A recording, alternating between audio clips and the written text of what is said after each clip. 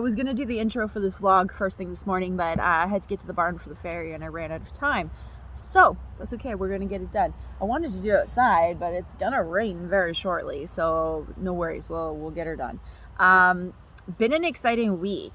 So quietly, I have been working on my Equine Canada coaching license over the past, I guess, month and a half or so. And it's official. I'm done. I have an Equine Canada coaching license, and I'm so proud of this. I started working on this certification when I was 15 years old, and little did I know that those prerequisites that I worked my butt off for then would help me fast forward become an Equine Canada coach. It's been amazing. If you are interested yourself in kind of what is the process and what is required for becoming an Equine Canada coach and what the benefits are, then check out their website. So I'll put it somewhere in this general area. They've got a really nice layout on the website.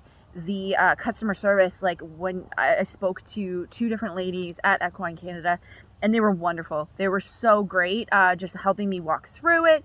The Equine Canada campus, all the online courses were really nice. A lot of common sense, but it was really, really refreshing to see such a spotlight be shone on healthy practices within the equine community, as well as safety, head injuries in particular, really watching those noggins, watching the concussions. That was really fantastic to see. And just coaches remembering that as a figure of authority, we hold a lot of power. And so we need to be very respectful of that. And we need to offer a very positive, safe environment for equestrians to grow and to learn and to be happy and healthy. And so it was a really nice program. So if you're interested, I'd be happy to help you, like give you any kind of my perspective more in detail, or if you need help kind of getting there to the licensing, the final licensing part, I would be happy to talk to you about it. Different stages with Equine Canada. There's a registered coach, and then there's also the licensed coach.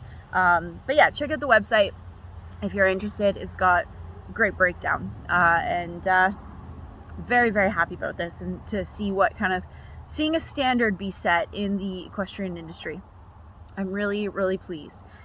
So now on to other things. So my horse moved up north last week, and she's in now, just entering into her 2nd week of quarantine at her new barn. She's all happy and healthy. It's just as a precaution, we want to make sure that she's not got any cold bugs or whatnot before she meets her pasture buddies.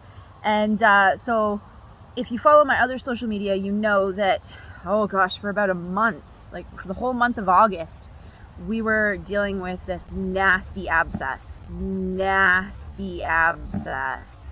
So my mare is a thoroughbred. She has stereotypical thoroughbred feet. Almost said standardbred. No, standardbreds have better feet than she does.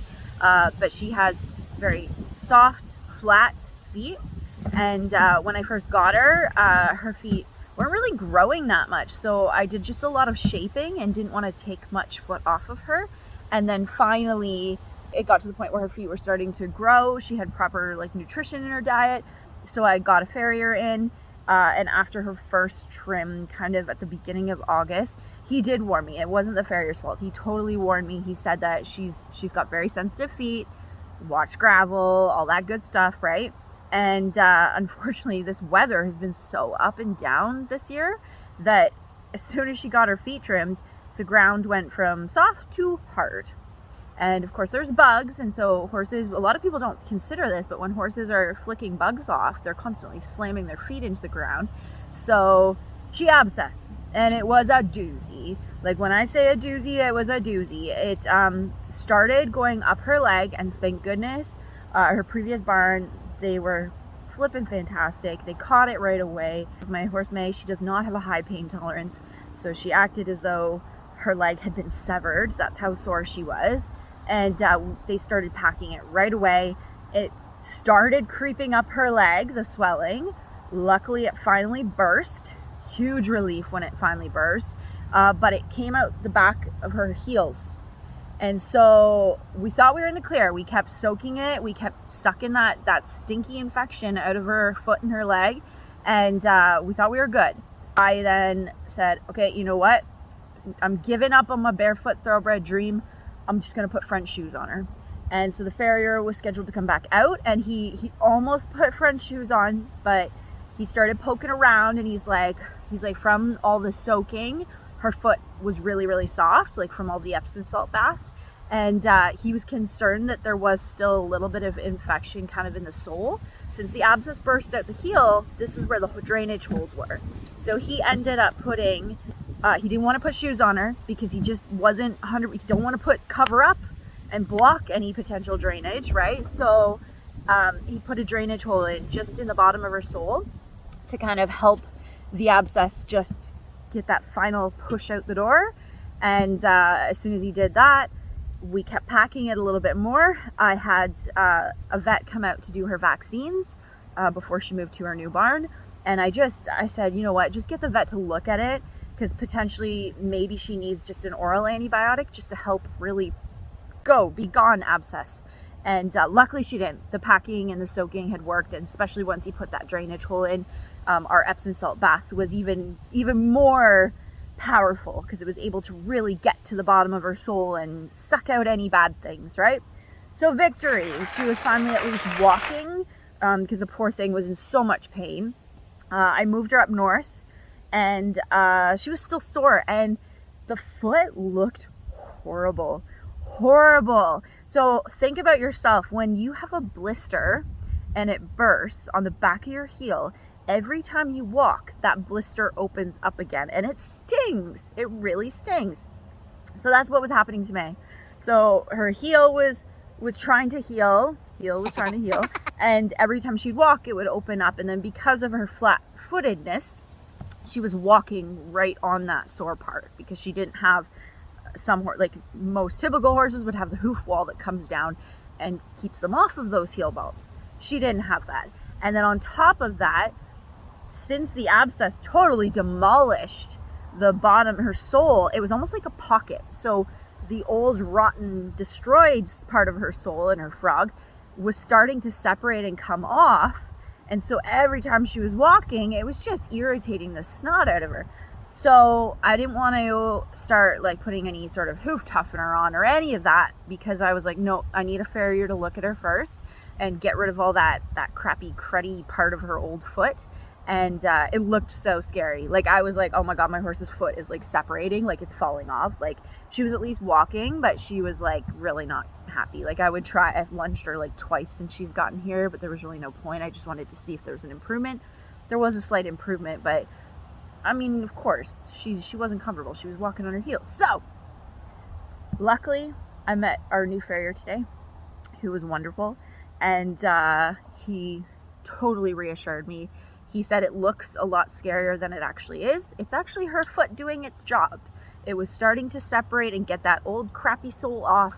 And the sole underneath was rock solid and brand spanking new. And it looked great. As soon as he got this gross pocket off, the foot looked fantastic. So he cleaned it all up. He's like, we'll put shoes on, and I'm just going to keep trying to strengthen her hoof wall with not necessarily always topical.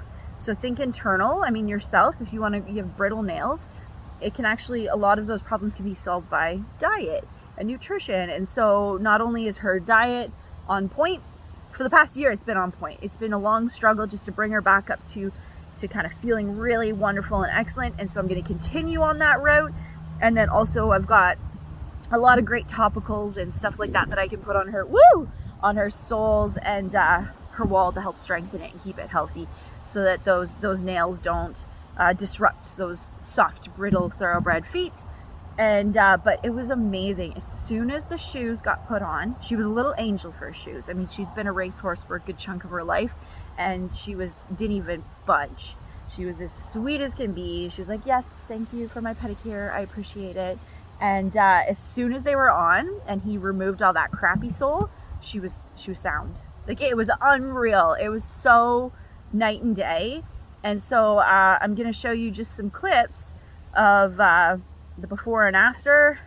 It's not perfect because I didn't have a hose there to really show you exactly where the holes were and whatnot. But yeah, she's a happy camper. So that means first thing Monday, May's gonna go into a program. And so she's got no top line right now. She's we got to do a lot of groundwork, get her back muscles stronger and her fitness up a little bit. And yeah, hope you enjoy this. Okay? Boop. All we got is time, so stay wild.